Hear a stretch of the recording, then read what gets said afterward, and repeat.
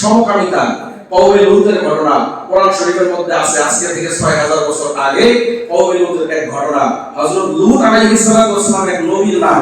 ইব্রাহিম আলাইহিস সালাতু ওয়াস সালামের আপন ভাতিজা ছিলেন। ইব্রাহিম আলাইহিস সালাতু ওয়াস সালামের আপন ভাতিজা ছিলেন হযরত লূত আলাইহিস সালাতু ওয়াস সালাম। লূত আলাইহিস সালাতু ওয়াস সালাম আলাদা একটা জায়গায় থাকতেন। ওইখানে তিনি থাকার পর ওনাকে আলাদা নবুয়ত দান করেন আল্লাহ তাআলা।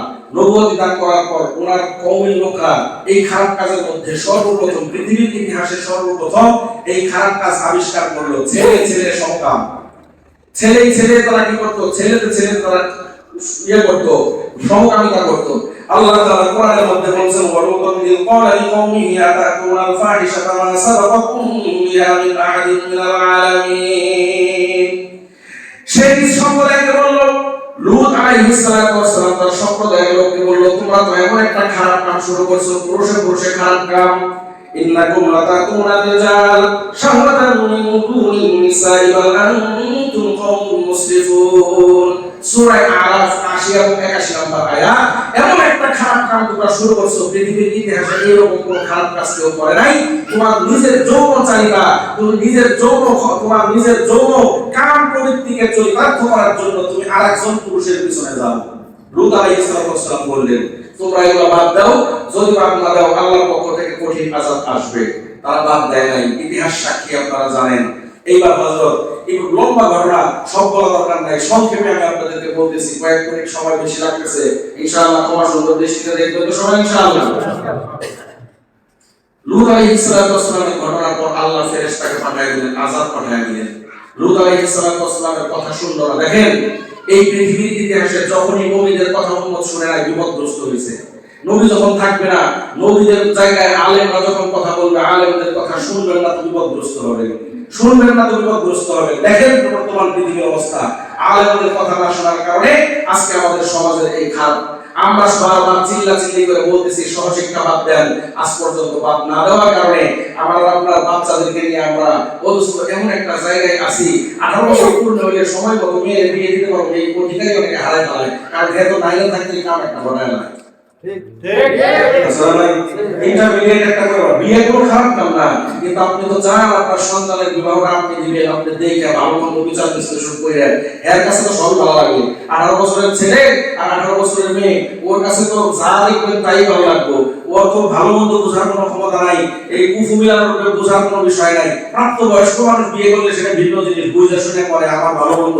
কিন্তু 18 বছর 19 বছর 20 বছরের ছেলে আর মেয়ে যখন বিয়ে করে কোনো কিছু বুঝে না, ও খালি একটা দেখছে, ওর লগে সম্পর্ক হইছে, ও বস্তু 3 দিন পরে দেখবেন মা খালি দেয় বসে ব্যাগটা বাইর করে দিল, কথা ঠিক না রে।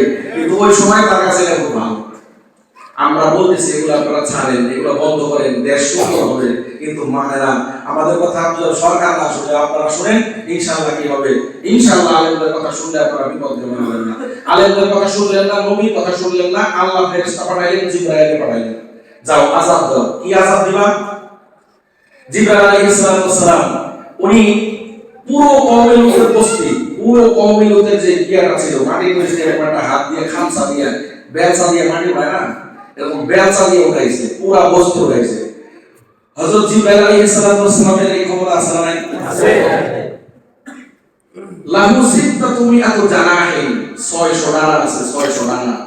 জীবনে 3 বার 600 ডানা ব্যবহার করছে, অন্যদিন আজকে সময় নেই।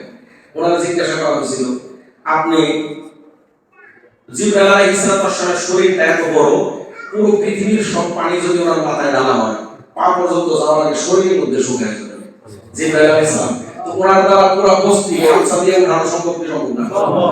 উঠে এরকম ভাবে উপরের দিকে উঠছে, একটা লাফ দিছে উপরের দিকে, উঠে উপরে যায় একটা দিছে, একটা আশা দিছে, পুরো বস্তি দোস্ত 1400 ফিট গভীরে চলে গেছে, 1400 ফিট গভীরে চলে গেছে। ওইটাই এখন পর্যন্ত যেটা আছে, এই যে জর্ডান আর ইসরায়েলের মাঝখানে, পশ্চিম দিকে হলো ফিলিস্তিন আর জর্ডান হলো আপনার পূর্ব দিকে, এই মাঝখানে 18 কিলোমিটার দৈর্ঘ্য আর 67 কিলোমিটার হলো লম্বা। এই পুরো জায়গাটা এখন পর্যন্ত পানির নিচে, ওই জায়গার পানি এটাকে বলা হয় মৃত সাগর, ডেড সি।